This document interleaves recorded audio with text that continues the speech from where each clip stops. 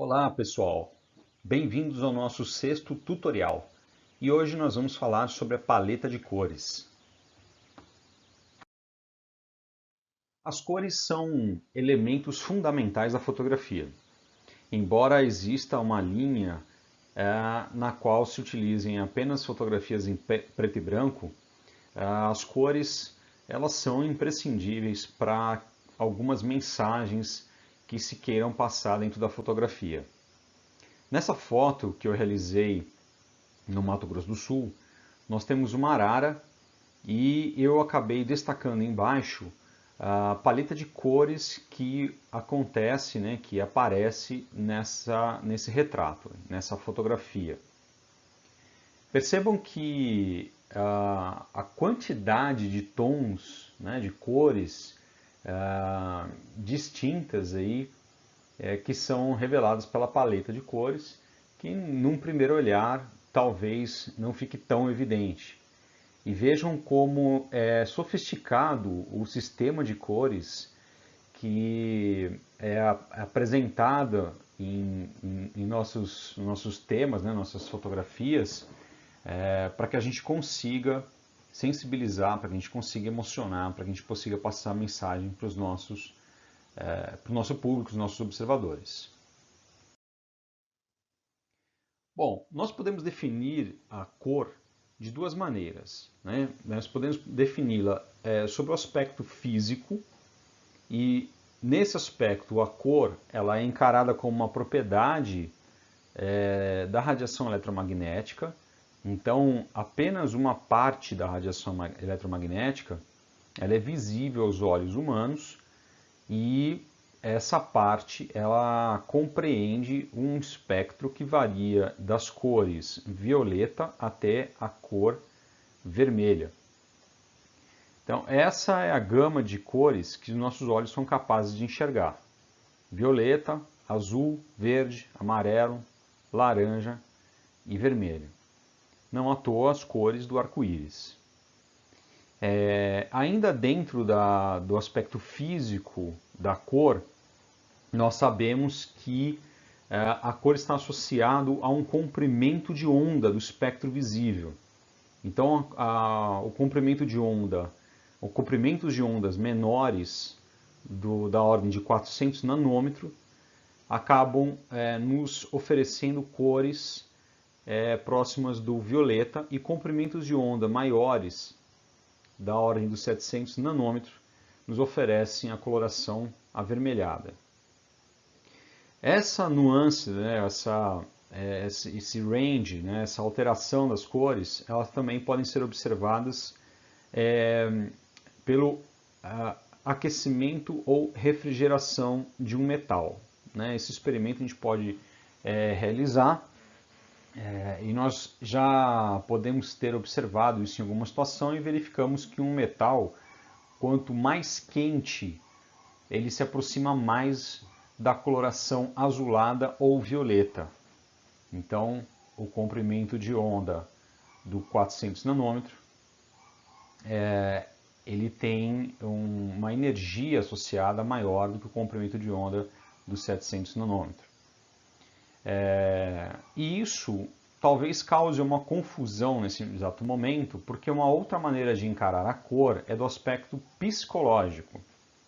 Na psicologia das cores, nós investigamos a luz ou a cor sobre o aspecto das emoções que aquelas cores acabam nos provocando. Então nós sabemos que no aspecto psicológico as cores podem ser divididas basicamente em duas categorias: as cores chamadas quentes e as cores chamadas frias. E nas cores chamadas quentes, nós vamos fazer uma associação exatamente inversa daquela observada na física, ou seja, no aquecimento de um metal. As cores quentes estão relacionadas ao espectro do amarelo, do laranja, do vermelho e se aproximando do magenta. Já as cores frias, elas estão associadas ao verde, ao azul e ao violeta. Por que disso? Porque ambientes quentes, como por exemplo essa foto do deserto do Saara, eles estão ali repletos, né, de uma paleta de cores próximas exatamente do vermelho, do amarelo e até tons de magenta. Então nós psicologicamente associamos essas cores a ambientes quentes, portanto, nós consideramos essas cores quentes.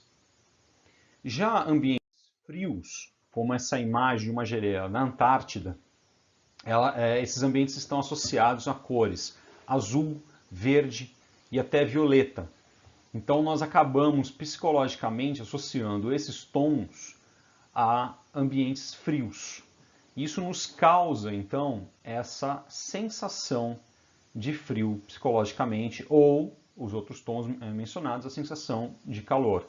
Não à toa, é muito comum observarmos em países que têm as estações do ano muito bem definidas, a escolha de cores nas roupas das pessoas mais apropriadas a essas estações. Então, no verão, na primavera, as pessoas acabam dando preferência a roupas de cores quentes, vermelho, laranja, amarelo.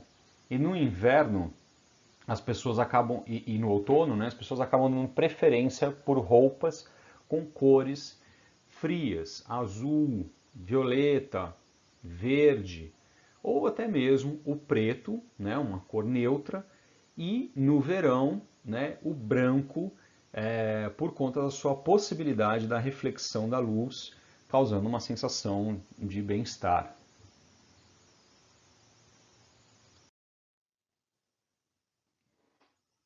Não só na fotografia, mas no design, nas artes plásticas, em várias áreas das artes, é muito comum usar essa ferramenta que é o círculo cromático.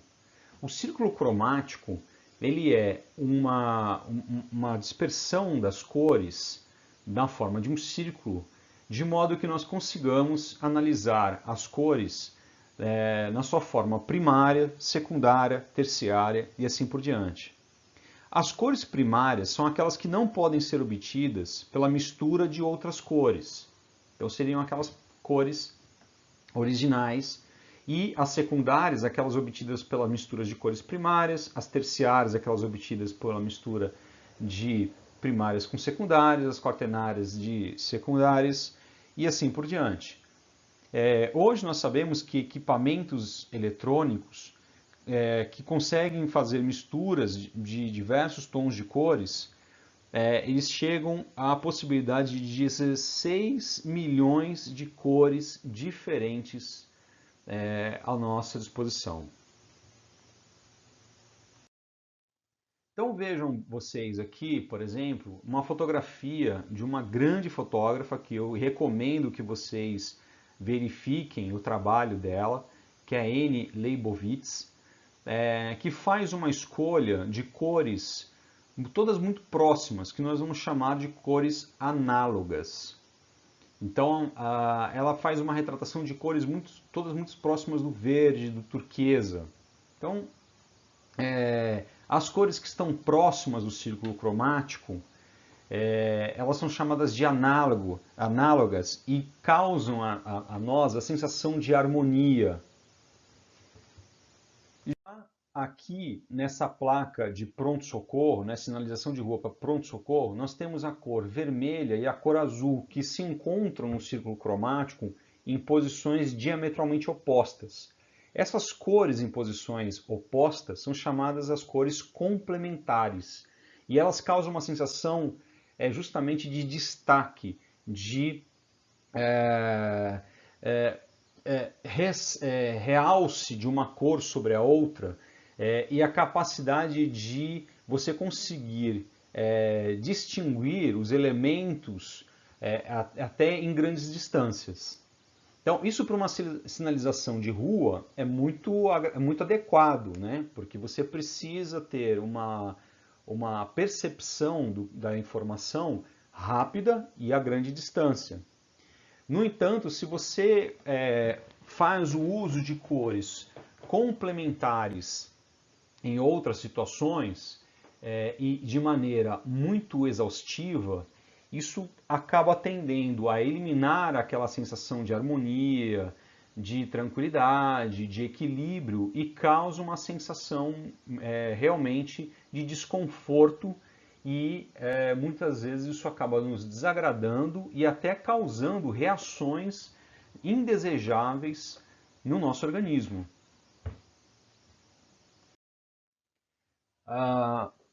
Mas se isso é feito com alguma delicadeza, com alguma parcimônia, como por exemplo essa fotografia que foi para a revista National Geographic, um especial sobre alimentos, especificamente sobre açúcar, percebam que a cor rosa do algodão doce ela é muito mais destacada pelo fundo azul que foi escolhido pelo fotógrafo. Se o fotógrafo tivesse escolhido um fundo branco, ou pior ainda, um fundo rosa, ou seja, né, utilizando cores análogas, você não teria um destaque tão grande do açúcar, né, da cor do algodão doce. Mas por ele ter escolhido justamente uma cor complementar, isso ressalta à nossa vista o doce da página que está apresentada aqui. Então nós chegamos aqui a um infográfico com diversos elementos, né, sobre as cores e nós vamos chamar esses elementos todos de teoria das cores. Nós poderíamos ficar discutindo muito profundamente sobre isso. Tem uma literatura vasta sobre teoria das cores. Na apostila de fotografia científica que eu encaminhei para vocês, vocês têm algumas referências que eu indico, que eu recomendo a leitura. Quem quiser saber mais sobre cores, eu acho que é uma leitura muito interessante. Mas aqui nós vamos acabar vendo alguns elementos fundamentais, começando, por exemplo, a diferença entre as cores, né? O sistema de cores CMYK, que são cores subtrativas, e o sistema de cor RGB, que são cores aditivas. Ou seja, o sistema CMYK, que é o sistema de pigmentos, o sistema de tintas, ele é subtrativo porque ele é obtido quando você adiciona pigmentos. Então é aquela velha brincadeira de escola que você pega guache e vai misturando guache e vai obtendo os resultados das misturas. É assim que alguma vez a gente pegou o guache amarelo, misturou com o guache azul e verificamos que esse daria a coloração verde. E por sua vez, a mistura de todas as cores nos daria o preto. Né? Porque quando você vai misturando as cores, você vai subtraindo comprimentos de onda de uma cor da outra e o resultado obtido são esses revelados aí nesses círculos. Já o sistema RGB é o sistema de espectro eletromagnético, ou seja, de luz. E ele é um sistema aditivo. Os espectros eles se somam e os resultados são bem distintos dos encontrados no sistema CMYK. Então, por exemplo, a mistura da cor verde, do espectro verde com o espectro azul, dá a cor ciano. A mistura do espectro vermelho com o espectro verde dá a cor amarelo. E a mistura de todos os comprimentos de onda dá a cor branca. Esse é um experimento que também foi realizado por Isaac Newton, né, no seu experimento do círculo cromático, que ficou muito conhecido na história da física. Bom, como eu mencionei para vocês, nós temos as cores primárias, secundárias, terciárias, que cada uma é derivada da anterior, e as primárias são então aquelas que não podem ser obtidas pela mistura de outras cores. As cores podem ser complementares, aquelas que estão em posições opostas do ciclo cromático, e o uso delas acaba causando destaque porque elas acabam ressaltando uma a outra. As cores análogas são aquelas que estão próximas do ciclo cromático e o seu uso acaba provocando uma sensação de harmonia, uma sensação de equilíbrio. Você também pode fazer algumas escolhas de relações cromáticas, como por exemplo, só usar monocromia, né, um tom de cor apenas. Aí no caso o exemplo tem um tom mais próximo do vinho. Eu gosto muito dessa escolha, não apenas na fotografia, mas no design. Eu acho muito elegante fazer esse tipo de escolha. Uso de cores complementares, complementares decomposta, complementar dupla, análoga ou mesmo as tríades. Né? Isso também pode ser uma recomendação, por exemplo, quando nós vamos fazer pôsteres para congresso.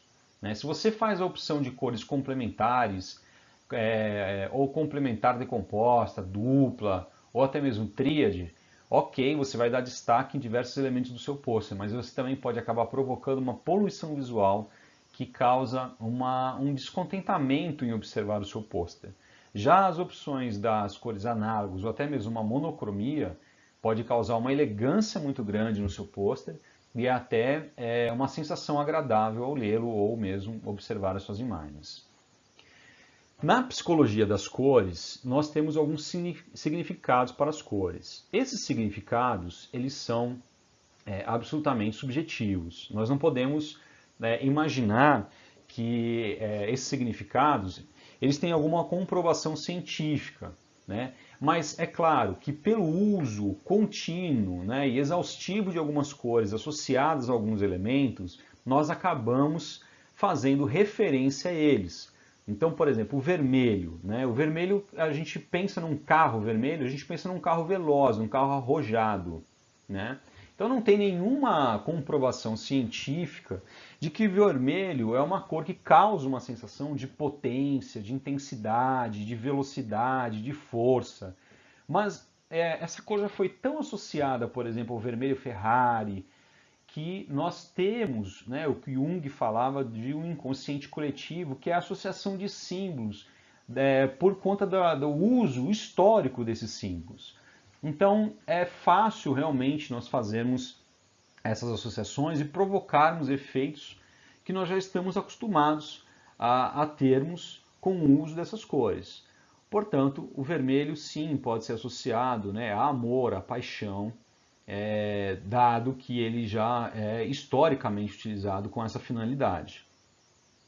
O azul relacionado a céu, mar, profundidade, estabilidade, confiança, masculinidade, tranquilidade. E também nós podemos dizer que as empresas de informática, elas acabaram, a grande maioria delas, fazendo a opção por essa cor. Então também está associada à tecnologia. O verde, por questões óbvias, né, a natureza ela é repleta desse tom, está associado a ela a crescimento, fertilidade, frescor, cura, segurança, dinheiro. O tom violeta, né, está associado à realeza, poder, nobreza, riqueza, ambição, digno, misterioso. O amarelo, a luz do sol, a felicidade, alegria, intelecto, energia, necessidade de atenção. O laranja, o calor estimulante, entusiasmo, felicidade, sucesso, criatividade, outono. E nós poderíamos falar mais ainda, e não para por aí. Tá? Por exemplo, o cinza é muito associado à elegância, né, ao status.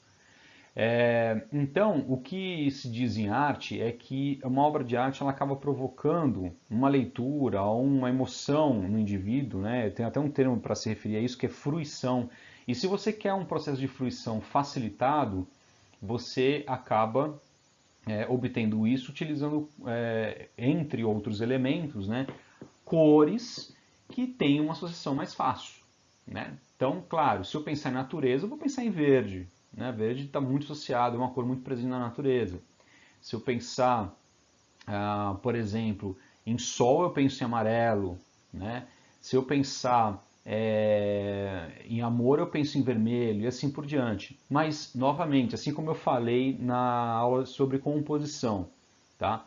Esses elementos, essas pseudo-regras em arte, elas vão ser sempre transgredidas. Então, a partir do momento que você domina esses símbolos e sabe como trabalhá-los, sabe qual é o sentimento que você pode provocar nas pessoas por meio do uso deles, o próximo passo que eu convido vocês a fazerem é quebrar essas regras e proporcionar novas emoções, novos sentimentos, novas leituras, né? É uma ressignificação dos símbolos e até mesmo, né, uma discussão dos elementos que estão estabelecidos na sociedade.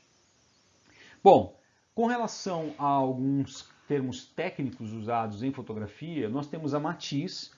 A matiz ela é nada mais do que as diferentes cores. Né? A tonalidade pura de uma cor é a matiz, sem adição de branco nem de preto. Então, cada uma dessas coresinhas que nós estamos vendo aí é uma matiz. Esse é o termo técnico utilizado. A croma é a pureza da matiz em relação ao cinza. Né? E isso também está relacionado à saturação. É o grau de pureza de uma matiz. Então, quanto mais cinza você coloca, menos saturada está a sua matiz ou a sua cor. E quanto menos cinza você coloca, mais saturada ela está. A intensidade, né, é o brilho, a vivacidade da cor.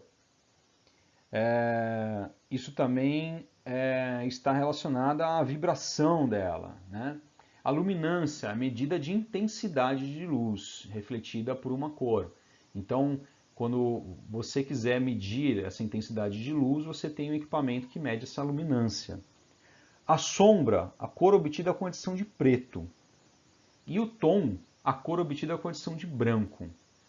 Então nós temos aí duas variedades aí, né? Sombra é quando você adiciona preto e tom é quando você adiciona branco. Então os vários tons de vermelho, os vários tons de azul, as várias sombras de vermelho, as várias sombras de azul, dependendo de quanto que você adiciona de uma matiz ou de outra.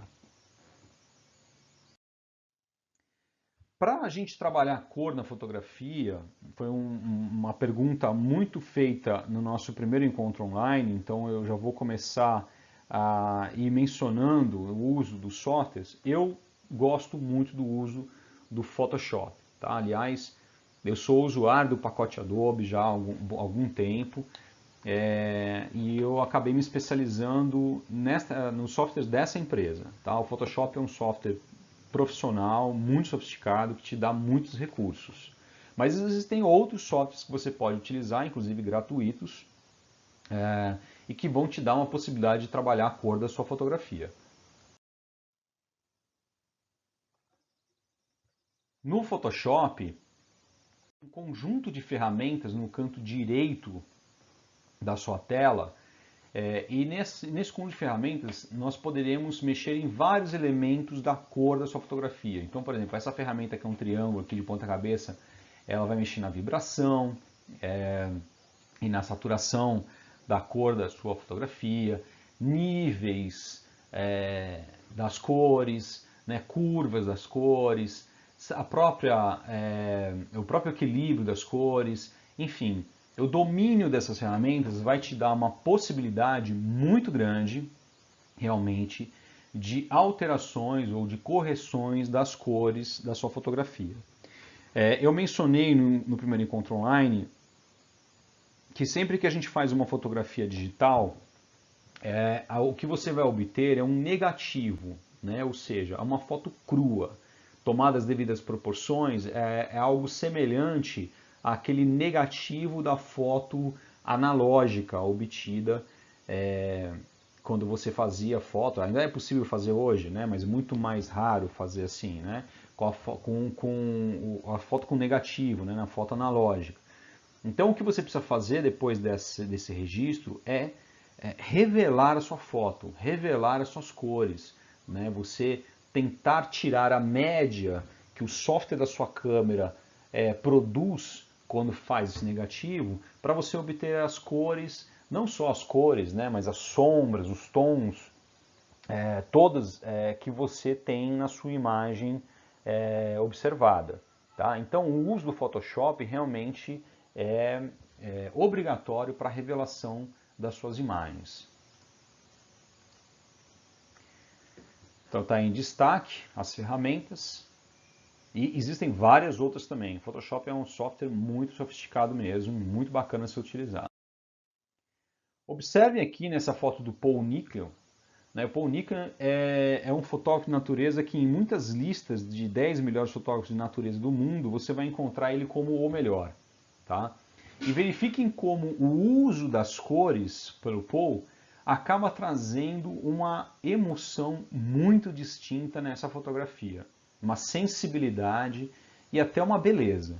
Né? Então a quantidade de tons, né, de matizes que ele encontra aqui é algo espetacular. Percebam que aqui você tem elementos mais próximos do verde, aqui você tem elementos mais próximos do azul, aqui você tem elementos mais próximos, né, de tons acinzentados e pretos, o céu. Quer dizer, mesmo que essa imagem ela não tenha para você algo de uma grande revelação, uma sensibilidade, uma geleira, não me toco muito por isso, ou até mesmo o pássaro aqui próximo dela, né? essas cores elas já devem te causar alguma emoção, alguma sensação diferente. Talvez uma sensação de frio, talvez uma sensação de solidão, talvez uma sensação de depressão, ou até ao contrário, uma sensação de entusiasmo, de querer ir lá, verificar isso em loco, né, de se aventurar. Enfim, isso vai ser próprio de cada um. Essa outra imagem também do Paul Nicklin, vejam a nuance de cores, né, a paleta de cores que ele conseguiu, tá, nesse registro, algo degradê mesmo, partindo ali de tons mais voltados para o violeta e magenta, passando por um verde e indo para o turquesa. E no meio desses elementos, nós temos a família de ursos polares, branco, pastel, amarelo, né, entrando aí em equilíbrio com cores que antes ele trabalhava aqui, né, cores análogas, cores todas muito próximas, mas que ele coloca um elemento em destaque aqui de uma cor complementar, né, ou de cores complementares, justamente causando um realce, né, trazendo à frente esses elementos, né, na fotografia dele. Realmente ele é um grande artista. E para a gente concluir, eu vou retomar, né, uma discussão apresentada naquele infográfico do sistema RGB e CMYK, só para reforçar que o sistema RGB é o sistema de telas, então sempre que a gente for analisar nossas imagens, nossas fotografias apenas em telas, celular, computador, tablet, você deve salvar no sistema de cores RGB. E sempre que você for observar aquelas imagens impressas de alguma forma, papel, né, de foto, pôster ou alguma outra forma de impressão, você deve salvar as cores da sua fotografia em CMYK. O sistema CMYK, o C significa ciano, o M magenta, o I de amarelo, yellow, né, e o K de key color, a cor-chave, né, que seria o preto. Isso porque nós temos duas características dos pigmentos. Se nós misturarmos o ciano, o magenta e o amarelo, na verdade a gente não vai encontrar um preto puro, a gente vai encontrar algo muito mais próximo de um marrom bem escuro. Então é necessário a gente fazer misturas até encontrar um preto puro. Além disso, quando você fica misturando pigmentos para tentar obter o preto, você acaba desgastando muito o papel que você vai fazer em impressão, né? Você acaba fazendo a deposição de muita tinta ali naquele papel, isso pode acabar danificando o papel. Então é muito melhor você usar já um pigmento que está preto, por isso ele é chamado Key Color. E quando você vai comprar cartucho de tinta para sua impressora, você acaba comprando também a tinta preta. Você não compra só as três cores e deixa a critério da sua impressora misturar as três para obter o preto. Tá? Então se você vai salvar uma foto e vai enviar para uma gráfica para fazer um pôster ou mesmo o pôster do seu congresso, você deve gravar aquelas imagens em saída CMYK. E já o sistema RGB é o R de red, né, vermelho, o G de green, verde e o B de blue, azul. E é o sistema de espectro eletromagnético. Aí sim, né, a mistura dessas três cores nos dá o branco e as possibilidades de combinações dessas três cores, hoje nós temos equipamentos que já chegam em possibilidades de 16 milhões de cores diferentes, ou seja, uma matiz de 16 milhões de cores. É muito grande a variação de cores, né? Então isso é o mais usado, esse sistema, quando você vai utilizar as suas fotografias apenas em telas.